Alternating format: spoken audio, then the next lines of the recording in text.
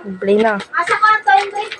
Ito mga ka-raider, 32 degrees dito sa Catanduanes. Try natin magluto ng itlog. Kung maluluto ba talaga.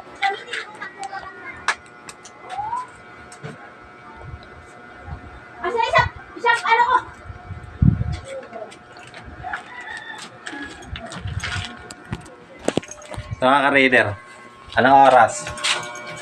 12:30.